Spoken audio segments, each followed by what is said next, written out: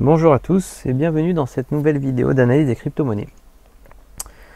Alors, ça fait longtemps que j'ai pas fait de vidéo ces derniers temps parce que c'est Noël et qu'on a d'autres choses à faire que de trader. Surtout que là, il se passe pas grand chose.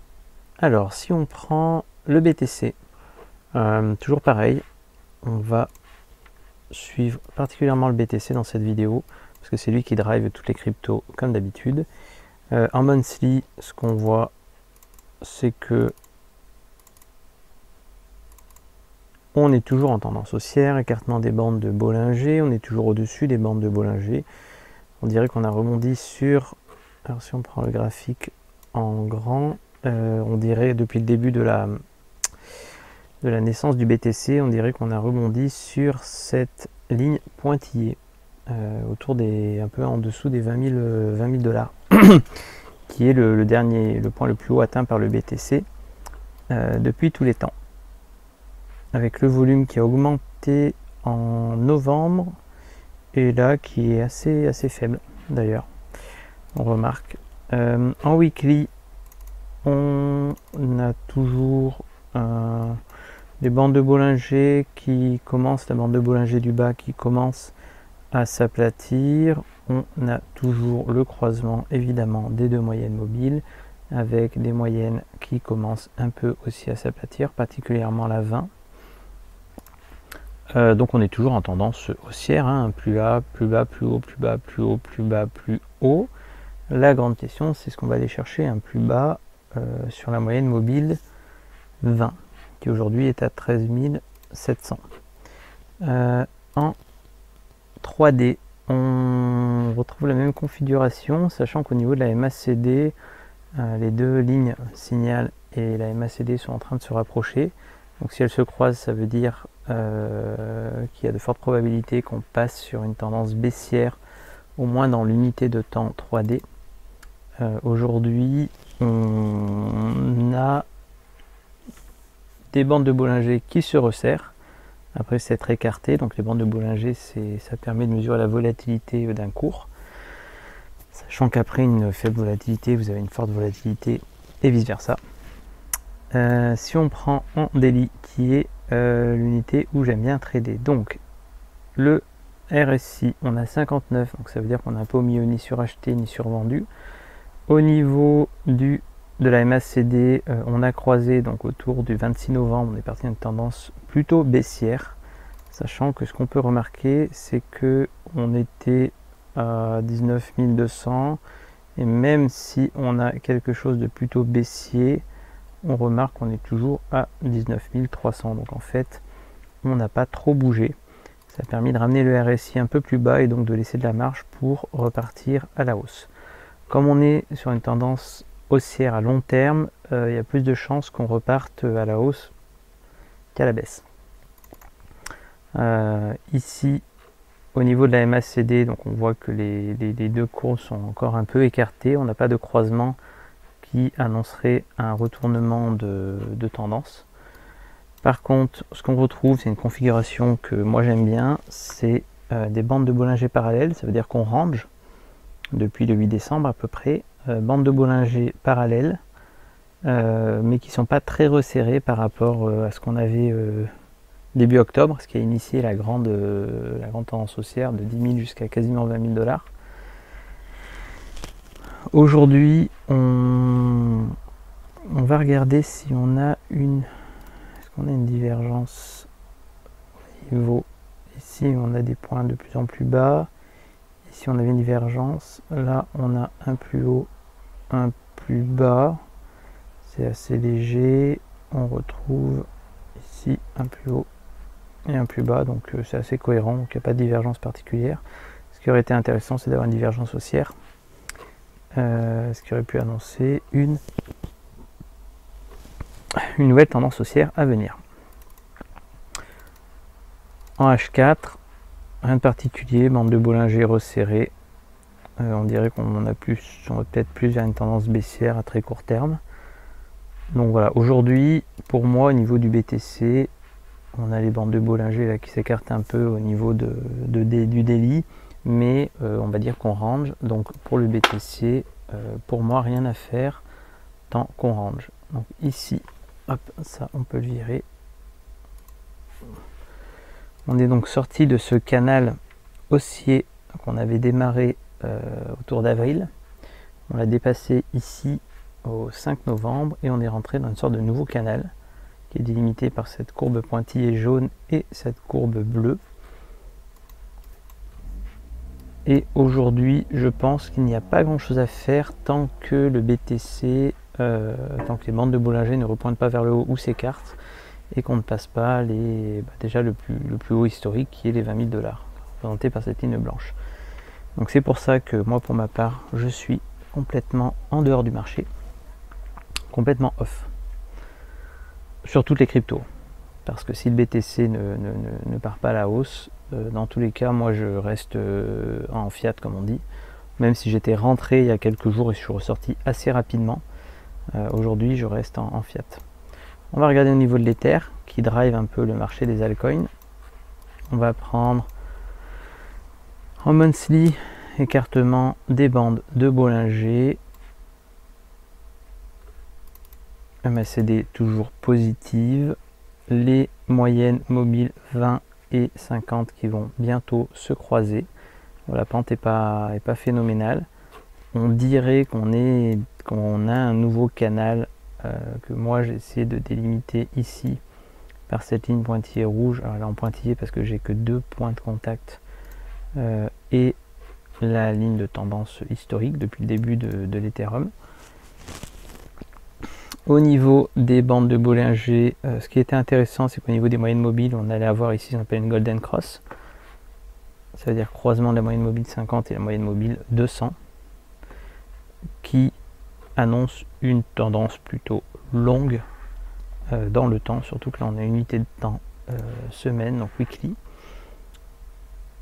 On a le cours qui a réintégré ces bandes de Bollinger. Au niveau de 3D, ici, on dirait qu'on va peut-être croiser, donc partir sur une tendance baissière. On est toujours dans ce canal là qu'on suit depuis le 7 mars. Donc aujourd'hui, pour moi, il n'y a pas grand chose à faire non plus au niveau de l'Ether, tant qu'on n'a pas ou cassé le canal ou qu'on reparte à la baisse pour acheter. Ce qui serait intéressant, c'est d'acheter ici vers les 437 $. Un petit point de contact comme le BTC. Ce qui pourrait être intéressant, c'est de retomber sur la moyenne mobile, de retomber ici sur ce canal pour acheter ou d'attendre la cassure par le haut. Donc si je reviens sur l'Ether, c'est un peu pareil. On a les bandes de Bollinger en daily qui sont parallèles, donc on commence à ranger. Donc on va voir ce qui se passe. On part vers le bas et puis on va attendre. On peut le shorter, mais dans une tendance haussière, moi je suis pas très fan du short. Et surtout racheter quand il sera autour des 420 $. On aura ici, alors là ça deviendra un trade super intéressant parce que vous avez la moyenne mobile 200 en daily, vous avez ce support qui est un support très fort et puis le support historique de l'Ether. Ça veut dire que ici, si le cours arrive ici, vous avez un ratio risque-gain qui est extrêmement intéressant. Vous achetez à 418 avec énormément de support au-dessous du cours et vous pouvez potentiellement aller chercher les 800, ça veut dire quasiment doubler en mettant un stop loss assez serré. Donc ça reste très intéressant. Donc pareil, l'Ether, on fait rien. Bande de Bollinger parallèle, on va attendre de voir ce que l'Ether fait et de voir quelle direction il prend. Parce que quand ça rentre, par définition, il n'y a pas de direction. Les autres cryptos, pas grand chose. Ici, c'est intéressant au niveau du BCH parce que du coup, on est quasiment sur je vais enlever cette courbe, sur le support ici, la moyenne mobile 200 en daily. Donc là, ça aurait pu être intéressant d'acheter à 250 $. Pour aujourd'hui, on sait que bon, maintenant les bandes de Bollinger en daily sont assez proches. Donc ici, il y a des chances qu'on range jusqu'à éventuellement revenir un peu plus bas sur le support ou repartir à la hausse en suivant le BTC. Le BSV, il n'a pas bougé, il est toujours dans son triangle de compression. iOS, alors j'avais tracé ici en bleu je vais essayer de faire une sorte de triangle qui n'est pas forcément évident. Donc on est plutôt sur une figure presque de retournement, mais pareil, tant que iOS n'a pas cassé cette résistance rouge, il n'y a rien à faire pour ma part. Le LTC pareil, il est passé plusieurs fois, les 85 $, il est repassé en bas, passé. Donc aujourd'hui, pareil, bande de Bollinger qui range, donc tant que ça repart pas à la hausse, c'est pas un trade intéressant pour moi, mais quand ça va partir à la hausse, ce sera un trade très intéressant. XRP, on a eu une grosse poussée du XRP, d'ailleurs j'avais pris le trade, c'était assez intéressant, je suis pas sorti forcément tout en haut, je suis sorti vers 0,6 je crois, et là il y a des chances qu'on redescende sur le haut du canal qu'il a cassé, donc ça nous fera un joli pullback pour ensuite aller prendre une position au rebond. Moi j'aime bien trader les rebonds, je préfère trader les rebonds que les cassures d'ailleurs, je trouve que c'est presque plus facile. Ensuite, qu'est-ce qu'on a? TRX pareil, pour ma part, tant que de toute façon le BTC part pas dans une direction, moi ma manière de trader, en tout cas la crypto, de toute façon je trade que la crypto, c'est si le BTC part dans une direction ou au sous-baisse, de rentrer souvent sur le BTC, mais derrière de regarder les autres cryptos qui ont du potentiel en partant et qui partiraient dans le même sens que le BTC. Donc là, si le BTC par la hausse, évidemment, c'est intéressant de rentrer sur du TRX. Vous êtes sur un support qui a eu énormément de points de contact, des bandes de Bollinger resserrées. Ça peut être intéressant d'aller au moins jusqu'à 0,37 et puis même de se dire que potentiellement ça peut passer les 0,40 et là, ce serait parti peut-être jusqu'à 0,88. XTZ, pareil, ça compresse, rien à faire. XLM, on a eu une forte poussée. On est sorti du canal, mais on est revenu dans ce canal. Bande de Bollinger parallèle. De toute façon, toutes les MACD sont plutôt les baissiers ont la main sur le cours. IOTA, on est pareil sur un support. Ça peut être intéressant de rentrer ici. Mais tant que le BTC ne donne pas de direction au marché, on va rester off pour ma part. Le Dash, donc il a passé, il est dans son canal, donc là on voit qu'il a rebondi ici sur les 121 $, qu'il est en train de rebondir sur, ça c'est la résistance du triangle de compression, bande de Bollinger resserrée, donc pour moi rien à faire. Au niveau de l'OMG, alors l'OMG c'est un peu bizarre parce que visiblement il est passé en dessous, il a cassé cette ligne de tendance haussière qui suivait depuis mars 2020. Donc je vais la redessiner. Je pense que ce qui fait office de support, ça va rester maintenant la moyenne mobile 200. Donc, le BAT, bon, il est toujours au niveau de sa zone de congestion. Donc pareil, bande de Bollinger qui se resserre, donc ça veut dire qu'on est en train de préparer une nouvelle tendance.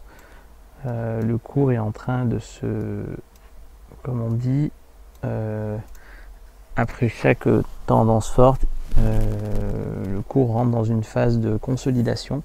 Donc là on est plutôt en train de consolider avant une nouvelle tendance.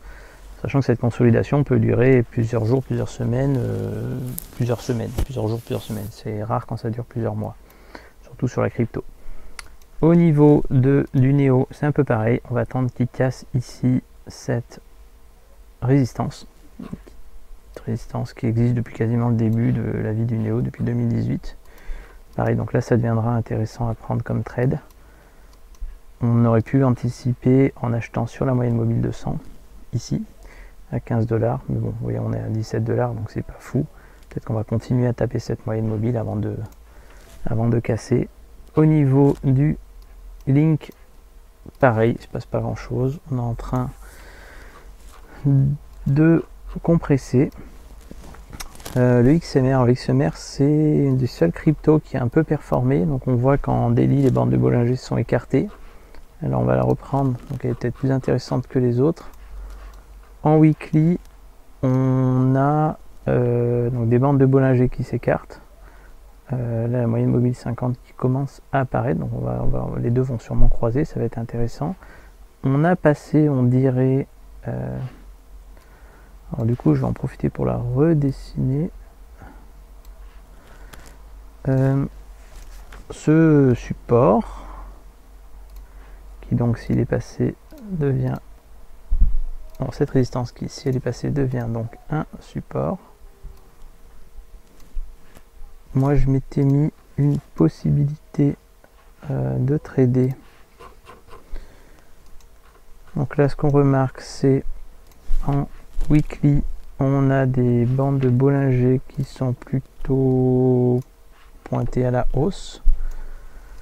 Moi je m'étais mis une entrée potentielle ici à 152 $ pour aller chercher les 290 $, donc ça fait un ratio risque-gain de 4,47 avec un stop loss ici à 119 $, donc juste au-dessous de ce support.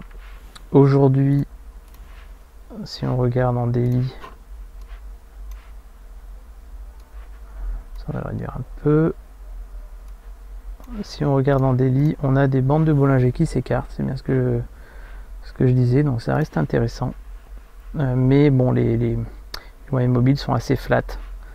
Donc aujourd'hui, tendance toujours haussière. C'est peut-être une des seules cryptos qui performe. En H4, on a le resserrement des bandes de Bollinger, la moyenne mobile 20 qui s'aplatit. Donc c'est pareil, moi, tant que de toute façon le BTC donne pas direction marché, je ne fais rien. Ici, le ZEC, hop, pardon, on va repasser en daily. Il est un peu entre son support et ici sa ligne de pivot, on va dire. Donc pour moi, pas grand chose à faire. Si on regarde au niveau du market cap, le market cap, lui, il a toujours une tendance haussière. Ici, il a aussi tendance à s'aplatir. Aujourd'hui en daily, de toute façon, le market cap, c'est un peu le cours du BTC. Le market cap global, parce que le BTC représente 65% du market cap global. Donc aujourd'hui, pas grand chose. Moi j'ai des alertes un peu partout, voilà, sur les différentes, qu'est-ce qu'on a ici, sur les différents indicateurs bandes de Bollinger en daily et en H4. Donc voilà, donc aujourd'hui, pas grand chose à faire, on va attendre que les bandes de Bollinger s'écartent en daily. Je pense que ici, c'est un peu pareil au niveau du total numéro 2. Ça veut dire c'est le market cap hors BTC. On a les bandes de Bollinger qui sont parallèles, donc rien à faire. Et au niveau du ratio BTC sur les altcoins, on est un peu pareil. En daily, on a les bandes de Bollinger qui sont plates. Donc aujourd'hui, pour moi, pas grand chose à faire. Donc tant que ça sonne pas au niveau des indicateurs, ici qu'est-ce qu'on a en H4? On est un peu pareil. On a vraiment des bandes de Bollinger qui sont plates. Donc voilà, pour résumer, c'était une vidéo intéressante ou pas, je sais pas, mais en tout cas, aujourd'hui, tant que le BTC ne fait rien en H4, même si on voit là un léger étirement des bandes de Bollinger, ça reste assez flat. Ce qu'on peut imaginer, c'est ici la moyenne mobile 20 qui repart à la hausse et la moyenne mobile 50 qui suit le mouvement. Et la cassure des 20 000, je pense que moi je rentrerai dans le marché à la cassure des 20 000.